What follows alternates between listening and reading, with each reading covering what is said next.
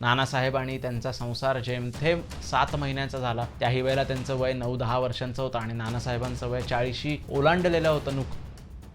पोट जातीमध्ये सुद्धा लग्न करणं हे अवघड होतं. त्यावेळेच्या ज्या समाज व्यवस्थेमध्ये धर्माचा आणि जातीचा जो पगडा घट्ट होता, त्याच्यामध्ये हे अवघड होतं. परंतु ह्या सगळ्या जातव्यवस्थेच्या किंवा पोटजात व्यवस्थेच्या ह्याला काहीसा तोड देत हे लग्न झालं आणि हे लग्न झाल्यानंतर ते व्यक्ती आता नानासाहेब पेशवे हे 1761 साली केवळ 52 किलो वजनावरती खाली आलेले. आता तुम्ही म्हणाल की एवढं वजन कसं कमी झालं? तर नानासाहेब पेशव्यांना सुद्धा राज्यकारभाराची इतकी घाई गडबड होती या काळामध्ये, कारण पानिपतचं प्रचंड मोठं अपयश, निजामाची पुण्यावरची स्वारी, रघुनाथराव पेशवे, माधवराव पेशवे यांचा गृहकलह, आळेगावची लढाई इत्यादी गोष्टी बऱ्याच असल्या कारणानं त्यांच्या घरगुती भांडणामध्ये लक्ष द्यायला ह्यावेळेला तरी कुणाला वेळ नव्हता.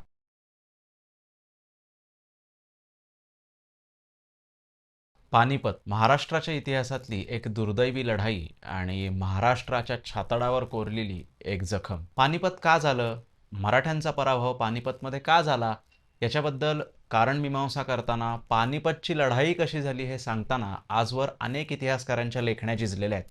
अनेक इतिहासकारांची मतमतांतरं सुद्धा या विषयावरती आहेत. एवढंच काय, थेट सामान्य मराठी माणूस सुद्धा पानिपत हा विषय अगदी आपल्या मनाच्या जवळचा असल्यासारखा त्याची कारणमीमांसा करत असतो. का झालं हो पानिपत असं विचारलं की सहज आपल्याला 5 ते 6 मतप्रवाह सापडतात. ते सदाशिवराव भाऊंनी गोलाची लढाई स्वीकारली म्हणून झालं, नानासाहेब पेशवे वेळेत पोहोचले नाहीत म्हणून झालं, रघुनाथरावांना पाठवायला हवं होतं सदाशिवराव भाऊंच्या जागी म्हणून पानिपत झालं, भाऊंनी कुरुक्षेत्राकडे जायला नको होतं, दिल्लीला थांबायला हवं होतं म्हणून पानिपत झालं, बाजार बुणगे सोबत नेले म्हणून पानिपत झालं, इत्यादी इत्यादी अनेक कारणं, अनेक मतं ही पानिपत का झालं या विषयावरती आज सुद्धा तितक्याच आस्थेनं, तितक्याच खोलवर जाऊन भावनिकदृष्ट्या चर्चिली जातात. आपल्याला आज या व्हिडिओतनं जाणून घ्यायचं आहे की श्रीमंत नानासाहेब पेशव्यांनी दुसरं लग्न का बरं केलं?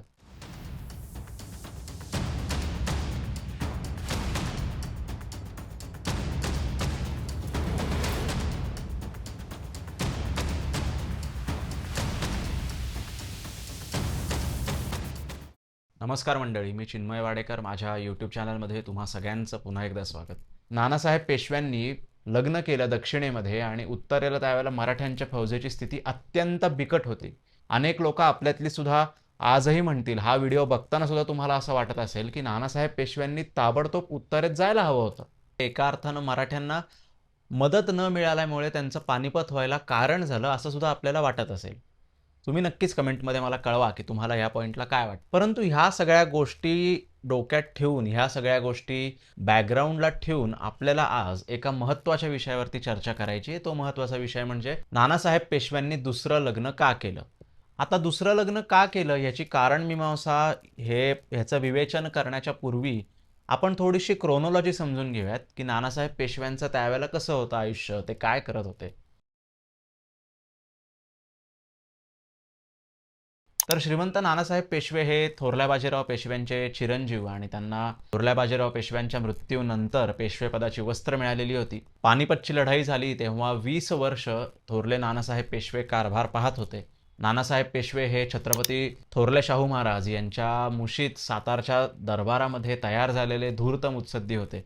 त्यांनी पटना, बिहार इथपर्यंत स्वाऱ्या केलेल्या होत्या आणि उत्तरेत सुद्धा ते 1748 सालापर्यंत 4 वेळा स्वाऱ्या करून परत पुण्याला आले होते. अलीकडच्या काळामध्ये म्हणजे 1750च्या नंतर रघुनाथराव पेशवे हे उत्तरेत जात होते. त्यांनी 3 मोहिमा उत्तरेत केल्या होत्या. पहिली त्यांची अहमदाबादपर्यंतची स्वारी, दुसरी त्यांची कुंभेरीचा जो वेढा होता ती जाट लोकांची स्वारी आणि तिसरी त्यांची आटकची स्वारी. अशा 3 स्वाऱ्या करून रघुनाथराव पेशव्यांनी अगदी 25शी मध्येच उत्तर हिंदुस्थानाच्या राजकारणाचा अनुभव मिळवलेला होता. रघुनाथराव पेशव्यांची एक गोष्ट अशी खटकणारी होती की त्यांना खर्च करण्यावरती नियंत्रण त्यांचं नव्हतं आणि दुसरं म्हणजे त्यांना मल्हारराव होळकर आणि दत्ताजी शिंदे अशा मातब्बर सरदारांना हँडल करता येत नव्हतं. रघुनाथराव पेशव्यांचा हा ड्रॉबॅक असल्यामुळेच की काय, नानासाहेब पेशव्यांना आणि सदाशिवराव भाऊंना असं वाटायला लागलं की आपण स्वतः उत्तरेत जाऊन तिथला जम बसवावा. म्हणजे तुम्ही विचार करा, आज 3-4 स्वाऱ्या झाल्या तरी सुद्धा उत्तरेतली काही पक्की बंदोबस्त पक्का काही होत नाही आणि अब्दाली सुद्धा तसाच आहे, नजीब खान सुद्धा तसाच आहे, सगळं तसंच आहे. फक्त रघुनाथराव जातात, विजय मिळवतात, परत येतात आणि तो विजय 2 वर्ष पण टिकत नाही. या अशा अनेक कारणांमुळे आणि 80 लाख रुपये कर्ज रघुनाथरावांनी पंजाबच्या 1758 सालच्या मोहिमेतनं आणल्यामुळे सदाशिवराव भाऊ पेशवे आणि नानासाहेबांना असं वाटलं की आता भाऊ आणि नाना या जोडीनं उत्तरेत जायला हवं. त्यामुळेच पडतूर म्हणजे जालना जिल्ह्यातल्या पडतूर तालुक्याचंच ठिकाणी या पडतूरला जेव्हा छावणी पडलेली होती मराठ्यांची, त्यावेळेला नानासाहेब पेशव्यांनी असं ठरवलं की सदाशिवराव भाऊंनी उत्तरेत जावं आणि रघुनाथराव पेशव्यांनी निजामावरती लक्ष ठेवावं. आता कदाचित तुम्हाला ह्या पॉइंटला असं वाटत असेल की नानासाहेब पेशव्यांचा हा निर्णय चुकला, कारण रघुनाथराव अनुभवी होते, पैशाची अडचण होती, ती काहीतरी करून सोडवता आली असती, परंतु ते सुटलं नाही आणि सदाशिवराव भाऊ त्यांच्या हिशोबी आणि स्ट्रेट फॉरवर्ड वृत्तीमुळे प्रसिद्ध होते त्यावेळेला आणि त्यांनी ताबडतोब उत्तरेकडे जायचं ठरवलं आणि हलके हलके मजल मारत ते उत्तरेत पोहोचले. जेव्हा सदाशिवराव भाऊ उत्तरेत गेले तेव्हा इब्राहिम खान गारदी यांचा तोफखाना सोबत होता, मल्हारराव होळकर सोबत होते, जनकोजी शिंदे सोबत होते आणि एकंदर बाजार बुणगे सुद्धा त्यांच्याबरोबर भरपूर होते. असा सगळा हा लवाजमा घेऊन उत्तरेत ते गेलेले होते. तर बाजार बुणग्यांचा प्रश्न जर आपण म्हणत असू तर बाजार बुणगे त्यावेळेला फौजेबरोबर जायचे, कारण तीर्थयात्रा करायची असेल तर एकट्याने गेलं तर लुटीची भीती असायची, म्हणून फौजेबरोबर सुरक्षित वाटतं म्हणून बाजार बुणगे जायचे उत्तरेत. दिल्लीचा ताबा घेतल्यानंतर ते उत्तरेत गेलेले होते आणि उत्तरेतलं कुंजपुरा हे अब्दालीच्या ताब्यातलं महत्त्वाचं ठिकाण सदाशिवराव भाऊंनी जिंकून घेतलं. मराठ्यांना पैसे भरपूर मिळाले या ठिकाणांमधनं आणि तेवढ्यात त्यांना बातमी कळाली की अब्दाली हा यमुना नदी ओलांडून मराठ्यांच्या परतीची वाट रोखून दिल्ली आणि कुंजपुराच्या मध्ये येऊन बसलाय. आता ही बातमी आल्यावरती मराठ्यांनी पानिपत गावाचा आश्रय केला आणि खंदक त्याच्या भोवती खोदून इब्राहिम खान गारद्यांचा तोफखान्याचा उत्कृष्ट वापर करून डिफेन्सिव्ह स्ट्रॅटेजी स्वीकारली. आता हे झालं पानिपत मोहिमेचा एक अगदी संक्षिप्त हा वृत्तांत होता. खरं मला याच्यामध्ये डिटेल जाऊन सांगायचं आहे, त्यासाठी मी वेगळी व्हिडिओ सिरीज नक्की करीन, पण या व्हिडिओला ह्या नानासाहेब पेशव्यांच्या दुसऱ्या लग्नाच्या विषयासाठी म्हणून इतका ओव्हरव्ह्यू किंवा इतका सारांश पानिपत मोहिमेचा भरपूर झाला. तर आता आपण दक्षिणेत येऊयात. नानासाहेब पेशव्यांनी 1760 सालचा दसरा पुण्यात साजरा केला आणि 22 ऑक्टोबर 1760ला नानासाहेब पेशव्यांची स्वारी बाहेर पडली. ते बाहेर का पडलेले? सुरुवातीच्या काळात तरी त्यांचा उत्तरेत जायचा काही विचार होता असं दिसत नाही. निजाम अलींबरोबर मागच्याच वर्षी उदगीरचा तह झालेला होता. या उदगीरच्या तहातनं येणारी चौथाई आणि निजाम अलींनी केलेले प्रॉमिसेस, वादे हे कागदावरनं थेट प्रत्यक्षात उतरवण्यासाठी म्हणून आणि निजाम अलींवरती लक्ष ठेवण्यासाठी म्हणून नानासाहेब पेशव्यांची ही स्वारी बाहेर पडली होती. 22 ऑक्टोबर 1760ला जेव्हा ते बाहेर पडले तेव्हा त्यांचा रोख हा आजच्या अहिल्यानगर शहराकडेच होता. 14 नोव्हेंबर 1760ला सदाशिवराव भाऊ पेशव्यांचं शेवटचं पत्र नानासाहेबांना आलं आणि ह्या पत्रामध्ये पानिपतची छावणी केल्याचा उल्लेख होता आणि हे पत्र आल्यानंतर कोणतंही पत्र उत्तरेतनं दक्षिणेत आलं नाही आणि जसे जसे दिवस पुढे जाऊ लागले तसे तसे नानासाहेब पेशव्यांचं टेन्शन वाढत गेलं की नेमकं काय होतंय उत्तरेत. तर आता नानासाहेब पेशवे हे ऑक्टोबरमध्ये निघालेले आहेत, ते नोव्हेंबरमध्ये नगरच्या किल्ल्याच्या आसपास आहेत आणि तिथून त्यांनी थेट मराठवाड्याकडं त्यांचा रोख ठेवलेला आहे, कारण ते निजामावर लक्ष ठेवण्यासाठीच मूळतः बाहेर पडले. 14 नोव्हेंबरचं पत्र आल्यानंतर नानासाहेबांना कोणतंही पुढचं पत्र मिळालं नाही आणि त्यामुळे त्यांना शेवटी उत्तरेकडे त्यांचा रोख बदलावा लागला. उत्तरेकडे त्यांनी स्वतःच्या फौजेचा प्रवास सुरू करण्याच्या आधी एक महत्त्वाची घटना घडली आणि त्याच घटनेबद्दल आपल्याला या व्हिडिओतनं बोलायचं आहे. मार्गशीर्ष वद्य षष्ठी शके 1682 दिनांक 27 डिसेंबर 1760ला नानासाहेब पेशव्यांचं राक्षस भुवनच्या जवळ हिरडपूर इथे दुसरं लग्न झालं. आता हे लग्न झालं त्यावेळेला वधू कोण होत्या हे आपण पहिले जाणून घेऊयात. या वधूंचं नाव लग्नानंतर राधाबाई असं ठेवण्यात आलं. त्यांचं घराणं म्हणजे त्या देशस्थ ब्राह्मण होत्या. ही खूप महत्त्वाची गोष्ट आहे की कोकणस्थ ब्राह्मण असलेल्या नानासाहेब पेशव्यांनी देशस्थ घराण्यातली एक मुलगी करून घ्यावी. त्यांचे वडील कोण होते हे पण सांगणं खूप महत्त्वाचं आहे या पॉइंटला आणि इथनं सगळं चित्र बऱ्यापैकी पालटतं. तर ह्या लग्नाची आपल्याला पेशवे दप्तरामध्ये नोंद काय सापडते हे आपण जाणून घेऊयात. वाखरे देशस्थ सावकार यांची कन्या नवरी पाहून त्र्यंबक मामाचे विद्यमाने श्रीमंतांनी लग्न केले, ही लग्नाची नोंद झाली. पण तुम्हाला आता असं वाटेल की लग्न काय एका मुलीला बघून थोडीच होत असतं. लग्नासाठी काहीतरी वधू शोध किंवा मुली शोधण्याची काहीतरी प्रोसेस सुरू असेलच ना, तर ती सुरू होती आणि या शोधादरम्यान त्र्यंबक मामा पेठे यांनी या राधाबाईंचं स्थळ आणलं. त्याची नोंद आपल्याला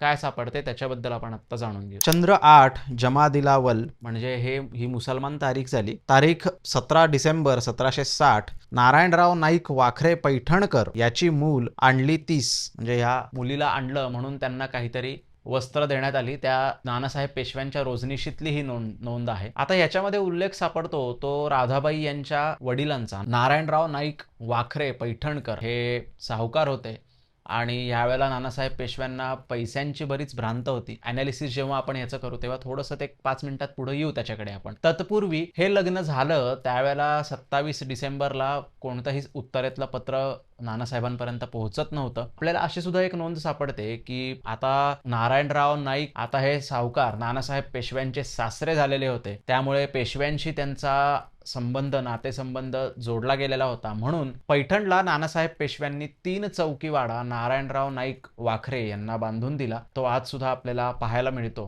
त्याचा फोटो मला सापडला तर मी इथं लावीनच. म्हणजे हे लग्न सुद्धा अगदी यथासांग पार पडलेलं होतं. म्हणजे सगळ्या रीतिरिवाजाप्रमाणे ते अगदी योग्य होतं.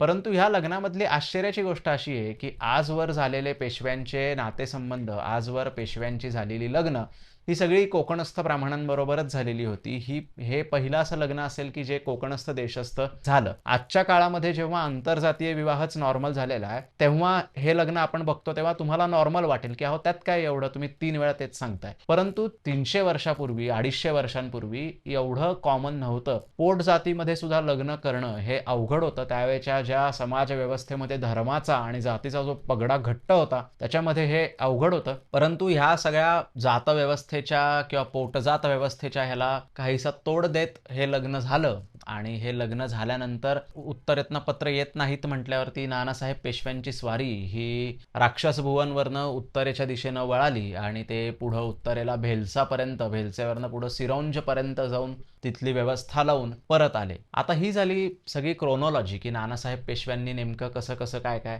कुठं केलं.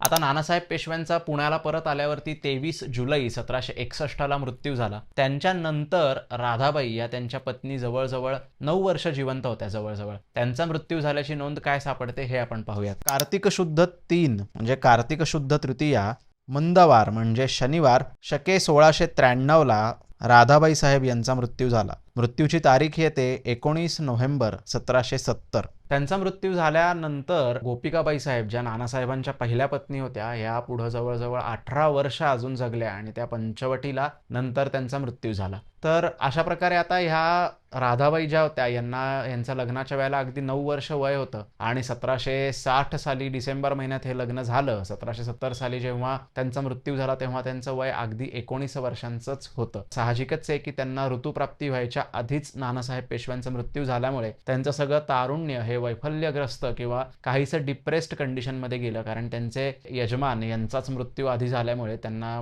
अगदी लहान 15-16 वर्षापासून किंवा त्यापूर्वीपासूनच त्यांना वैधव्य 10व्या वर्षापासून त्यांना कायम केशवपण आणि पांढरी साडी नेसून त्यांना फिरावं लागत होतं. त्यामुळे या बाईंचं असं काही वेगळं कर्तृत्व किंवा इतर कुठली अशी गोष्ट आहे असं आपल्याला इतिहासात तरी सापडत नाही. तब्येत त्यांची खालवली तेव्हा नारायणराव पेशव्यांनी त्यांची रौप्य तुला केलेली होती आणि इतर सुद्धा अनुष्ठानं झालेली होती. त्यामुळे साहजिकच नारायणराव पेशवे म्हणा किंवा माधवराव पेशवे म्हणा यांचा आणि राधाबाईंचा काही बेबनाव असल्याचा कुठला उल्लेख आपल्याला सापडत नाही. अशा प्रकारे हे माधवराव पेशव्यांच्या पेक्षा पण वयानं लहान असलेल्या ह्या त्यांच्या मातोश्री 1770 साली माधवराव पेशव्यांच्या सुद्धा 2 वर्ष पूर्वी मृत्यू त्यांचा झाला. त्यानंतर 2 वर्षांनी माधवराव पेशव्यांचा मृत्यू झाला. गोपिकाबाई साहेब ह्या माधवराव पेशव्यांच्या कारकिर्दीमध्येच नाशिकला निघून गेलेल्या होत्या. त्या पुण्यात राहतच नव्हत्या. त्यामुळे त्यांचं आणि त्यांच्या सवतीचं कसं पटत असेल याच्याबद्दल काय फार आपल्याला पत्र म्हणा किंवा रोजनिशींमधनं कुठले उल्लेख सापडत नाहीत. गोपिकाबाई साहेब आणि राधाबाई यांचं पहिल्या 5 वर्षांमध्ये कसं जमलं काय याच्याबद्दल पण राज्य कारभाराची इतकी घाई गडबड होती या काळामध्ये. कारण पानिपतचं प्रचंड मोठं अपयश, निजामाची पुण्यावरची स्वारी, रघुनाथराव पेशवे माधवराव पेशवे यांचा गृहकलह, आळेगावची लढाई इत्यादी गोष्टी बऱ्याच असल्या कारणानं त्यांच्या घरगुती भांडणामध्ये लक्ष द्यायला यावेळेला तरी कुणाला वेळ नव्हता. आणि नंतर गोपिकाबाई उत्तरेत गेल्यामुळे म्हणजे नाशिकला गेल्यामुळे शनिवार वाड्यात पार्वतीबाई साहेब, आनंदीबाई साहेब आणि या राधाबाई साहेब अशा 3 आणि रमाबाई साहेब चौथ्या अशा 4 काश्या पेशव्यांच्या स्त्रिया होत्या. नारायणरावांच्या गंगाबाई साहेब या काहीशा उशिरा शनिवार वाड्यामध्ये आल्या. तर हे सगळं असं राधाबाई साहेबांचं, त्यांच्या घराण्याचं, त्यांचं देशस्थ ब्राह्मण घराणं पैठणचं आणि साहुकार घराणं त्यांचं. आता गोपिकाबाई साहेबांचं जे रास्ते घराणं आहे हे सुद्धा सुद्धा सावकारच होतं आणि हे लग्न तर स्वतः दस्तूर खुद्द छत्रपती थोरले शाहू महाराज यांच्या देखरेखीखाली झालेलं होतं. त्यामुळे पेशव्यांच्या घराण्यामध्ये सावकार मुली करून घेण्याचा जो रीतिरिवाज होता तो या लग्नात सुद्धा कायम होता. हा सगळा एक धावता आढावा घेतला आपण की नेमकं लग्न कधी झालं, काय झालं, त्यांचा मृत्यू कधी झाला. नानासाहेब आणि त्यांचा संसार जेमतेम 7 महिन्यांचा झाला. त्याही वेळेला त्यांचं वय 9-10 वर्षांचं होतं आणि नानासाहेबांचं वय 40 ओलांडलेलं होतं नुकतंच. त्यामुळे इतका मोठा एज गॅप वगैरे असल्यामुळे त्यांचं काय संसार कसा झाला, बॉन्डिंग वगैरे काय झालं याबद्दल तर काही वेगळं बोलायचं किंवा सांगायची गरजच पडत नाही. आता आपण व्हिडिओच्या दुसऱ्या टप्प्याकडे येऊयात, तो म्हणजे नानासाहेब पेशव्यांनी लग्न का केलं.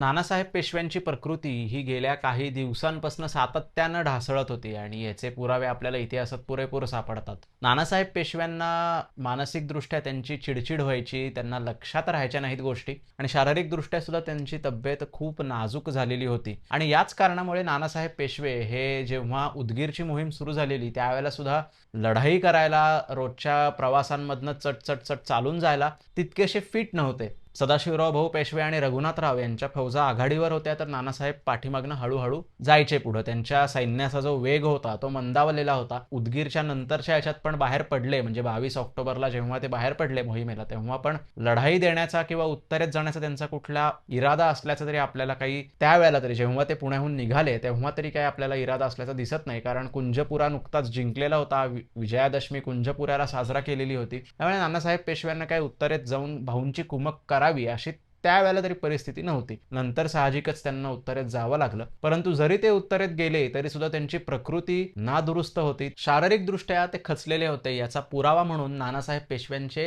वजन आपल्याला सापडतं, तर त्या वजनाबद्दल थोडंसं आपण जाणून घेऊ. 1754 साली जून महिन्यामध्ये नानासाहेब पेशव्यांचा तुलादान करण्यात आलं होतं. या तुलादानाच्या वेळेला त्यांचं वजन 7122 तोळे म्हणजे सुमारे 81 किलो भरलेलं होतं. आता त्यावेळेला तुळा करण्याची पद्धत होती, म्हणजे वजन काट्याच्या एका बाजूला माणसाला बसवायचे आणि दुसऱ्या बाजूला कधी चांदी सोनं असेल, खायचे पदार्थ असतील यांची तुळा केली जायची तेवढं हे करून आणि जोपर्यंत ते वजन काटा सारखा येत नाही तोपर्यंत ते केलं जायचं. तर आता हे मराठी रियासतीमध्ये आपल्याला सापडतात उल्लेख. तर 1754 सालच्या जून महिन्यामध्ये नानासाहेब पेशव्यांचं वजन 81 किलो होतं. तर हीच तुळा पुन्हा एकदा ते उत्तरेतनं दक्षिणेत येत असताना भेलसा सिरोंजवरनं ते उत्तरेतनं पुन्हा परत फिरले तेव्हा ते गुढीपाडव्याला 1761 सालच्या इंदोरला आले होते. या प्रसंगी त्यांची नर्मदेवरती मुक्काम असताना 11 एप्रिल 1761 ला तुला करण्यात आली आणि या तुलादानाच्या वेळेला नानासाहेबांचं वजन 4568 तोळे म्हणजे 52 किलो भरलं. म्हणजे तुम्ही विचार करा, जो व्यक्ती 30-35 मध्ये 81 किलोचा धिप्पाड असा मजबूत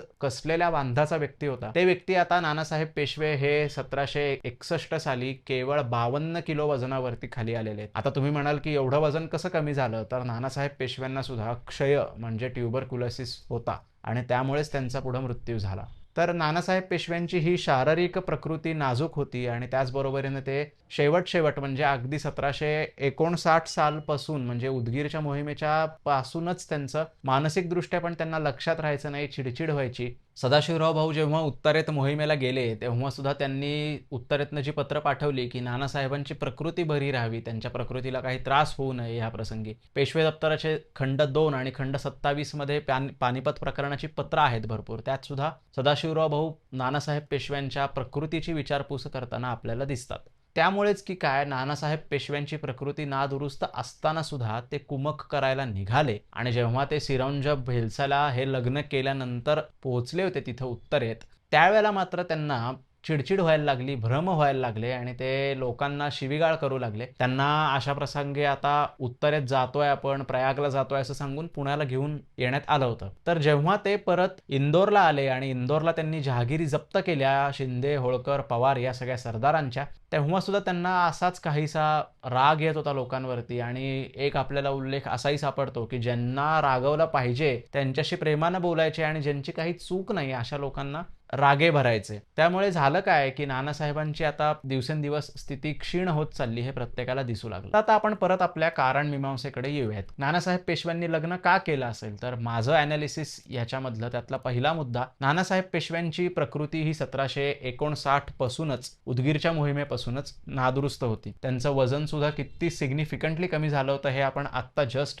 पाहिलं. तर नानासाहेब पेशव्यांना केवळ आणि केवळ दुसरी बायको करून अजून वंशसंतती हवी आहे असा तर उद्देश असल्याचा काही संभव दिसत नाही. कारण नानासाहेबांना आधीच 3 मुलं होती आणि ती तिन्ही मुलं निदान पानिपताची बातमी यायच्या आधीपर्यंत विश्वासराव, माधवराव आणि नारायणराव तिघही जण जिवंत होती. म्हणल्यावर तरी पण नानासाहेब पेशव्यांनी का लग्न केलं असेल? तर संतती हवी आहे म्हणून दुसरं लग्न केलं हा तर दावा पूर्णतः खोटा ठरतो. नानासाहेबांनी काय त्यासाठी केलं असेल असं वाटत नाही. दुसरा मुद्दा असा येतो ह्या सगळ्या याच्यातनं, की नानासाहेब पेशव्यांना त्यावेळेला कदाचित कोणी ज्योतिषांनी सांगितलं असेल, की तुम्ही लग्न करा म्हणजे तुमची आयुर्मर्यादा वाढेल. आता त्र्यंबक शंकर शेजवलकर यांनी पानिपत या त्यांच्या प्रसिद्ध ग्रंथामध्ये जी कारण मीमांसा केलेली आहे त्यातलंच हे एक कारण आहे, की कोणी ज्योतिषानं सांगितलं असेल, की नानासाहेबांनी लहान तरुण मुलगी करून घ्यावी म्हणजे त्यांचं आयुर्मर्यादा वाढेल आणि म्हातारी किंवा ज्येष्ठ स्त्री जर सोबत ठेवली तर त्यांचं आयुर्मर्यादा कमी होईल असं सांगितलं असल्याचं शेजवलकरांना असं ते कारण एक शेजवलकर सांगतात. आणि ज्योतिषशास्त्राचं कारण नक्कीच असू शकतं, कारण पुढं सुद्धा पेशव्यांच्या किंवा अलीकडं सुद्धा अनेक पेशव्यांच्या पत्रिकांमधनं म्हणा किंवा पेशवेच असं नाही सरदार घराण्यांमधनं सुद्धा म्हणा, ब्राह्मणच असं नाही, मराठा म्हणा, धनगर म्हणा, कुठल्याही जातीच्या इररिस्पेक्टिव्ह ऑफ कास्ट प्रत्येक सरदाराचं, प्रत्येक श्रीमंत माणसाचं ज्याचा त्यावेळेला ज्योतिषशास्त्रावरती भरपूर विश्वास होता त्याला असं सांगण्यात यायचं, की संततीसाठी तुम्ही दुसरं लग्न करा किंवा तुम्ही नवीन लक्ष्मी घरात करून आणा जेणेकरून तुमचं आयुर्मर्यादा तुमची वाढेल आणि तुमचं घराची तुमच्या भरभराट होईल. ही समजूत आज जरी अंधश्रद्धा असली तरी त्यावेळेला ती कॉमन होती. त्यामुळेच की काय हा दुसरा मुद्दा काहीसं याच्यामध्ये तथ्य वाटतं, की ज्योतिषशास्त्रामुळे म्हणा किंवा कोणी सांगितल्यामुळे म्हणा हे लग्न होऊ शकेल. तिसरा महत्वाचा मुद्दा म्हणजे नानासाहेब पेशव्यांनी हे लग्न पैसे मिळवण्यासाठी, कर्ज वारण्यासाठी म्हणून केलं असा अनेक इतिहासकारांचा एक तर्क, एक मत आहे. तर नानासाहेब पेशव्यांनी हे लग्न पैशासाठी केलं असं जर आपण म्हणत असू तर हे पार्शियली खरं ठरतं, कारण नारायणराव वाखरे हे साहुकार होते आणि ते देशस्थ होते. देशस्थ ब्राह्मण एखाद्या कुटुंबाशी सोयरीक करणं आणि त्यातही साहुकार घराण्याशी सोयरीक करणं हा निव्वळ योगायोग असेल असं वाटत नाही. त्यांची अवस्था बिकट होती, तब्येत पण त्यांची ह्या वेळेला काही फार चांगली होती अशातला भाग नाही. त्यामुळे त्यांना काय संसार करायचा होता लग्न करून किंवा ते करू शकणार होते असा आपण अंदाज आज लावू शकतो की ते शक्य नव्हतं. त्यामुळे पैशांसाठी हे लग्न केलं असेल का? तर मला असं वाटतं की हो, पैशांसाठी हे लग्न केलं असेल, परंतु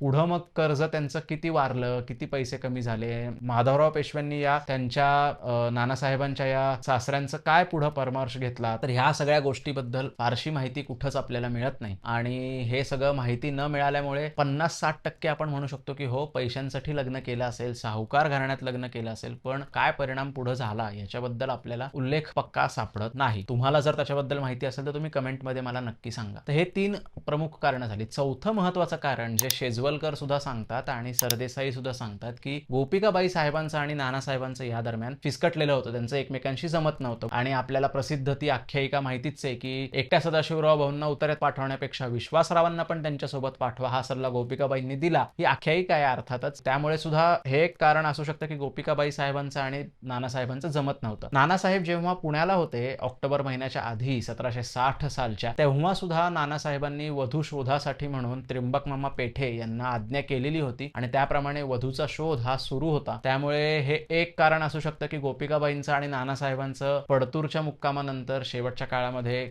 जमत नव्हतं, फिसकटलेलं होतं. आणि नानासाहेबांचा स्वभाव मी सांगितला आता, की त्यांचा उतावीळ स्वभाव झालेला, भावनिक स्वभाव झालेला, त्यामुळे सुद्धा ते या सगळ्या भांडणाला हा स्वभाव पण काहीसा पूरक ठरून ते भांडण वाढू शकतं. त्यामुळे एका पत्नीशी भांडण झाल्यामुळे दुसरं लग्न केलं असं सुद्धा आपण काही अंशी म्हणू शकतो. तर हे चौथं झालं. पाचवं कारण, की नानासाहेब पेशव्यांना लग्न करावं असं का वाटलं, जेव्हा त्यांच्याकडे त्यांच्या दासी होत्या, नानासाहेबांना 2 दासी पुत्र सुद्धा होते, त्यामुळे त्यांना केवळ शरीर सुख हवं होतं म्हणून त्यांनी लग्न केलं, तर असा हा दावा पूर्ण फोल ठरतो. आणि नानासाहेब पेशव्यांना उतरत्या तब्येतीच्या ह्याच्यामध्ये लग्न कितपत जमणार होतं हा पण प्रश्नच आहे. त्यामुळे संसार करण्यासाठी तरी किंवा शरीर सुखाच्यासाठी तरी, शरीर संबंधासाठी तरी, संततीसाठी तरी केलं असेल असं आपल्याला म्हणता येत नाही. याचा ॲनालिसिस करताना काही 5 मुद्दे आपल्याला सापडतात. तर ॲट द एंड एंड आपण काय सांगू शकतो, की नानासाहेब पेशव्यांना पैसे हवे होते म्हणून त्यांनी सावकार देशस्थ घराण्याशी संबंध जोडला. आणि दुसरं आपण काय सांगू शकतो, की गोपिकाबाई साहेबांचं आणि नानासाहेबांचं जमत नव्हतं म्हणून पण त्यांनी लग्न केलं असेल.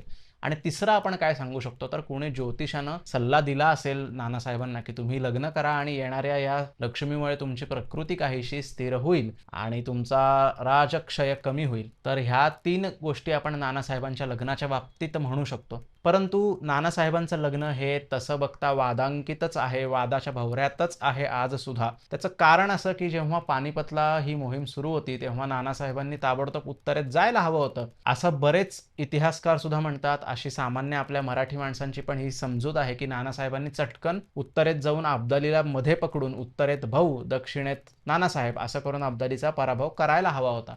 परंतु ही गोष्ट मला काहीशी पटत नाही. त्याचं कारण असं, की नानासाहेबांची मुळात प्रकृतीच त्यांची नीट नव्हती. जर त्यांची तब्येत, त्यांचं वजन इतकं ओसरत होतं, कमी होत होतं, त्यांना जर क्षय होता, तर मग ते उत्तरेत जाऊन कसं काय बंदोबस्त करणार होते? हां, आता या उत्तरेच्या मोहिमेच्या वेळेला जानोजी आणि मुधोजी नागपूरकर भोसले हे सोबत होते. सरलष्कर निंबाळकर त्यांच्यासोबत होते. त्र्यंबक मामा पेठे त्यांच्यासोबत होते. आबा पुरंदरे त्यांच्यासोबत होते. सरदार मंडळी, पोक्त सरंजाम, पैसे आणि सैन्य हे नानासाहेबांकडे होतं त्यावेळेला. पण स्वतः जो सेनापतीचं जे एक धडाडीचं कर्तृत्व असतं, हे मात्र त्यावेळेला नानासाहेबांना प्रकृतीमुळे करता येत नव्हतं.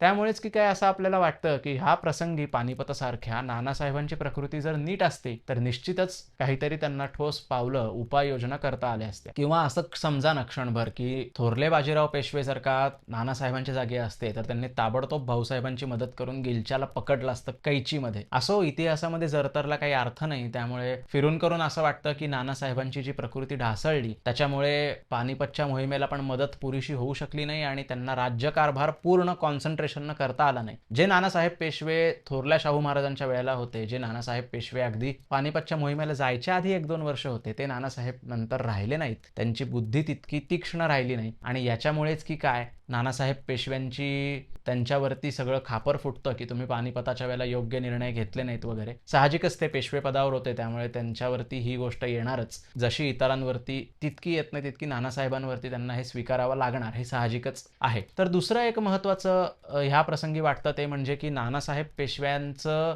निधन जे झालं, त्याच्यामध्ये पानिपतचा त्यांना धक्का बसला, त्यामुळे ते गेले. तर हे निश्चित खरं आहे, की पानिपतच्या धक्क्यामुळेच नानासाहेब गेले. परंतु या धक्क्याच्या बरोबरीनं नानासाहेबांना ह्या वेळेला त्यांची प्रकृती पण हळूहळू कमी होत होती, हे आपल्याला दिसतं आणि त्यांचं निधन होणं हे पानिपतच्या धक्क्याच्या बरोबरीनं त्यांच्या क्षयामुळे सुद्धा त्यांचं निधन झालं. दोन्ही गोष्टी आपण 50-50% होत्या असं म्हटलं तरी चालू शकेल. तुम्हाला काय वाटतं, नानासाहेबांनी हे लग्न का केलं असेल? त्याच्यामुळे मराठेशाहीच्या इतिहासावर काय परिणाम झाला? हा व्हिडिओ तुम्हाला कसा वाटला हे मला कमेंटमध्ये नक्की सांगा. चॅनलला अजून सबस्क्राईब केलं नसेल तर नक्की सबस्क्राईब करा. धन्यवाद.